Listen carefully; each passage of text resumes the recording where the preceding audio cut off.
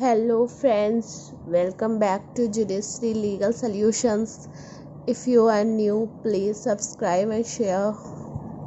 Section 5 primarily deals with the admissibility of evidence. So let's have a look on Section 5. Marginal heading Section 5 के कि evidence may be given of fact in issue and relevant fact. जो marginal heading होती है वो operative part नहीं होता है, वो मेन सेक्शन को कन्फाइन नहीं करती है, ना रेगुलेट करती है, सिर्फ इंटरप्रिटेशन ऑफ मेन सेक्शन में हेल्प करती है. तो अब देखते हैं कि मेन प्रोविज़न क्या कहता है. तो मेन सेक्शन कहता है कि किसी भी सूट या प्रोसीडिंग में किसी भी फैक्ट इन इशू के एग्जिस्टेंस या नॉन एग्जिस्टेंस का जब उस सूट में वो फैक्ट इशू है कोई फैक्ट, तो उस फैक्ट के एग्जिस्टेंस या नॉन एग्जिस्टेंस का जो है एविडेंस दिया जा सकता है. सेक्शन 5 जो है वो कहता है कि किसी भी सूट या प्रोसीडिंग में प्रोसीडिंग होता है क्रिमिनल, ओके, और सूट तो सिविल होता है. सूट या प्रोसीडिंग में किसी भी एग्जिस्टेंस या नॉन एग्जिस्टेंस, किस चीज़ का एग्जिस्टेंस या non existence, fact in issue का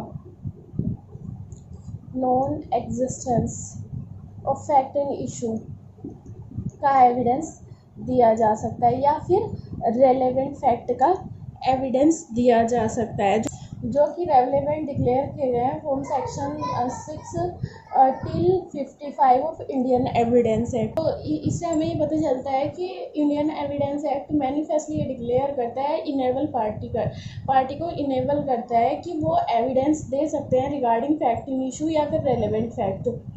जो रेलेवेंट फैक्ट होते हैं वो पर्टिकुलर केस में ही रेलेवेंट होते हैं, बिकॉज एक फैक्ट एक केस में रेलेवेंट हो सकता है, दूसरे केस में may not be relevant. Okay, however section 5 uses words and of no other. ये बहुत ही इम्पोर्टेंट वर्ड है कि जो पार्टीज़ जो एविडेंस देगी वो सिर्फ और सिर्फ फैक्ट इन इशू या रेलेवेंट फैक्ट की दे सकती है और किसी चीज़ के नहीं देगी. मतलब कि ऐसा नहीं है कि कोर्ट ने आपको एविडेंस देने के लिए बुलाया और आप अननेसेसरी पोर्ट्रेट करें, ट्रायल को बहुत ज़्यादा लंबा कर दें.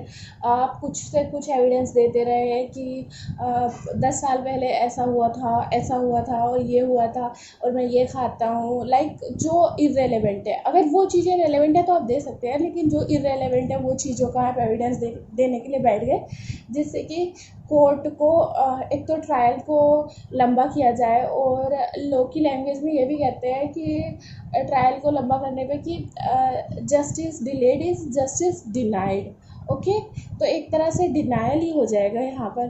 तो कई बार कोर्ट को गुमराह करने के लिए और पार्टी को अननेसेसरी परेशान करने के लिए आप उल्टे सीधे एविडेंस देने लग जाते हो, तो ये अलाउड नहीं होगा. यहाँ पर इम्प्लाइडली कोर्ट पर भी ड्यूटी इम्पोज्ड कर दी गई है इन वर्ड से एंड ऑफ नो अदर्स, कि कोर्ट जो है सिर्फ और सिर्फ पार्टी ऑब्जेक्शन रेज करे या ना करे, वो ये चेक करेगी कि क्या ये फैक्ट इन इशू और रेलेवेंट फैक्ट इस केस में फैक्ट इन इशू है या रेलेवेंट फैक्ट है या नहीं. जो एविडेंस वो दे रहे हैं वो फैक्ट इन इशू है या रेलेवेंट फैक्ट है या नहीं है, ये चीज़ कोर्ट जो है अश्योर करे. जनरली तो पार्टीज़ जो होती हैं वो सिर्फ और सिर्फ fact in issue and relevant fact का ही एविडेंस देती हैं, क्योंकि जो विटनेस आते हैं, जो एविडेंस वो लोग लेके आते हैं, उसका पूरा का पूरा खर्च वो ही पार्टी उठाती है जो अपना विटनेस लेके आती है.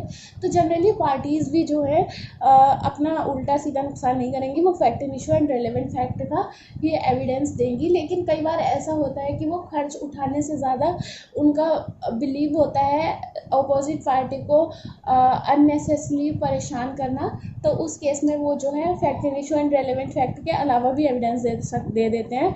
तो उस केस में कोर्ट को ध्यान रखना है और पार्टी भी ऑब्जेक्शन रेज कर सकती है. अगर पार्टी ऑब्जेक्शन नहीं भी रेज करती है तो कोर्ट जो है उसको अलाउ नहीं करेगी. Section 5 should be read with section 165 proviso 1. 165 proviso 1 ये दोनों ही बेस्ड हैं equity, justice, good conscience and non arbitrariness. और इनका जो कॉन्स्टिट्यूशनल एसेंस है behind both of this provisions वो है कि स्पीडी जस्टिस होना चाहिए, स्पीडी ट्रायल होना चाहिए, जो ट्रायल हो वो फोकस्ड हो एंड पिन पॉइंटेड हो, मतलब कि पिन पॉइंटेड होना चाहिए, only fact in issue and relevant fact deal होने चाहिए। अगर सारे ही फैक्ट्स अलाउ कर दिए जाएंगे प्रूव करने के लिए तो ट्रायल अननेसेसरीली कॉम्प्लिकेटेड हो जाएगा, डिविएट हो जाएगा। जो फैक्ट रेलेवेंट नहीं होंगे, फैक्ट इन इशू नहीं होंगे, वो कोई हेल्प नहीं करेंगे एक फेयर डिसीजन में, वो सिर्फ और सिर्फ अननेसेसरीली कॉम्प्लिकेट करेंगे, मिसलीड करेंगे कोर्ट को और पार्टीज को। और वैसे भी जो जजमेंट होता है वो रीज़न जजमेंट होता है और रीज़न एंड लॉजिकल होता है, और अगर इरेलेवेंट फैक्ट पे जजमेंट वेस्ट कर देंगे तो वो बहुत ही ज़्यादा इलॉजिकल हो जाएगा और इससे फीलिंग ऑफ डिस्ट्रस्ट आ जाएगी, पीपल्स में फेथ नहीं रहेगा जुडिशरी पे, सोसाइटी का। और जुडिशरी में फेथ होना भी एक कॉन्स्टिट्यूशन का असेंशियल प्रिंसिपल है। अगर कोई लॉ जो है वो पीपल्स का फेथ लूज़ करता है तो वो लॉ अनकॉन्स्टिट्यूशनल हो जाएगा, क्योंकि जो सोसाइटी में फेथ डेवलप करना है लीगल प्रोसेस की तरफ, लीगल सिस्टम की तरफ, जो कि बहुत ज़रूरी है कोहेजन क्रिएट करने के लिए सोसाइटी में। और जब हम एडमिसिबिलिटी ऑफ एविडेंस की बात करते हैं तो जनरल रूल ये है कि all evidences should be admissible, और however there are some exceptions. तो यहाँ पर जब जनरल रूल हम कोई क्रिएट करते हैं तो उसका जो एक्सेप्शन होता है तो उस एक्सेप्शन को हम स्ट्रिक्ट एप्लीकेशन या स्ट्रिक्ट इंटरप्रिटेशन करते हैं, बिकॉज जनरल रूल के हम वाइड इंटरप्रिटेशन करते हैं। कोई चीज़ अगर जनरल रूल में आ रही है तो उसको हम इंक्लूड करेंगे, प्लस कुछ और अगर हम इंक्लूड कर सकते हैं तो वो भी इंक्लूड करेंगे।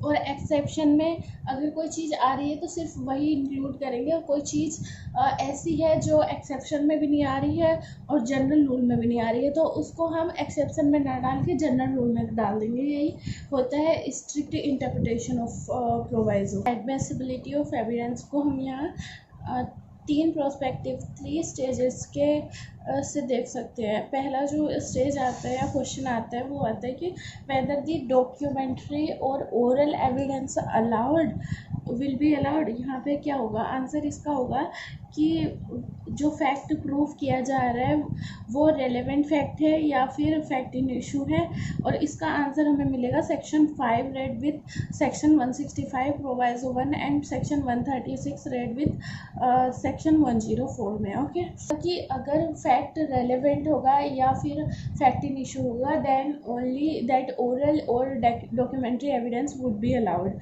और जब ये डिसाइड हो जाएगा कि फैक्ट एक्चुअली रेलेवेंट फैक्ट है या फिर फैक्ट इन इशू है, और तब उसको अलाउ कर दिया जाएगा। फिर उसके बाद जो दूसरा चेक किया जाएगा वो ये चेक किया जाएगा कि जो एविडेंस हम अलाउ कर रहे हैं क्या वो एविडेंस कहीं प्रोहिबिटेड है under the Indian evidence act. जब ये डिसाइड हो जाएगा कि ये फैक्ट इन इशू और या फिर रेलेवेंट फैक्ट है, तब नेक्स्ट क्वेश्चन ये आएगा कि क्या जो फैक्ट हम प्रूव करने जा रहे हैं उसको प्रूव करना कहीं किस इंडियन एविडेंस एक्ट में प्रोहिबिटेड तो नहीं है, या फिर किसी और जो कोई और लॉ है उसमें कहीं प्रोहिबिटेड तो नहीं है।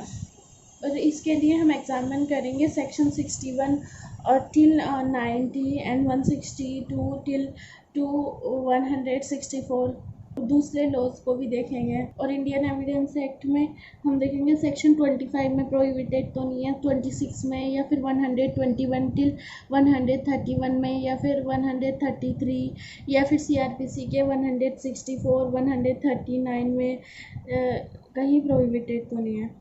और जब ये प्रूव हो जाएगा कि एक्चुअली एविडेंस जो है जिसका हम दे रहे हैं वो कहीं पे भी प्रोहिबिटेड नहीं है, neither under Indian evidence act nor any other law, तो जब फिर उसके बाद जो थर्ड स्टेज होगा, जो नेक्स्ट क्वेश्चन होगा वो ये होगा कि अगर एविडेंस अलाउ कर दिया गया तो क्या ये सफिशेंट होगा प्रूव करने के लिए किसी भी फैक्ट को, क्या इस एविडेंस पे हम फेथ कर सकते हैं, ये रिलायबल है या नहीं है। जैसे कि अगर हैंड राइटिंग है तो क्या वो हैंड राइटिंग सफिशेंटली प्रूव हो गई है कि वो handwriting belong to that person only, या फिर सिग्नेचर है तो वो सफिशेंटली प्रूव हो गया है। तो इलेक्ट्रॉनिक एविडेंस है तो ये प्रूव हो गया है कि उसमें कोई टैंपरिंग हुई है या नहीं हुई है। ये भी चेक करेंगे क्या विटनेस क्रॉस में है, री एग्जामिनेशन में, चीफ एग्जामिनेशन में, और सेक्शन 165 इंडियन एविडेंस एक्ट के क्वेश्चंस में किस हद तक स्टे किया। और ये भी चेक करेंगे कि क्या विटनेस जो है वो कॉम्पिटेंट विटनेस है, कहीं इंटरेस्टेड विटनेस तो नहीं है। और अगर वो चाइल्ड विटनेस है तो ये देखेंगे क्या चाइल्ड विटनेस की यहाँ पर जो टेस्टिमनी है वो रिलायबल है या नहीं है। अगर चांस विटनेस तो नहीं है, ट्रैप विटनेस तो नहीं है, या कोई डकोई विटनेस तो नहीं है। Okay, it's enough for today. Please subscribe my channel so that आप लोगों को सबसे पहले मेरी वीडियो मिलती रहे। तो आप लोग जब सब्सक्राइब करें और सब्सक्राइब करने के बाद जो बेल आइकन दिखाई देगा आप उसको प्रेस करें। Please share and comment and like.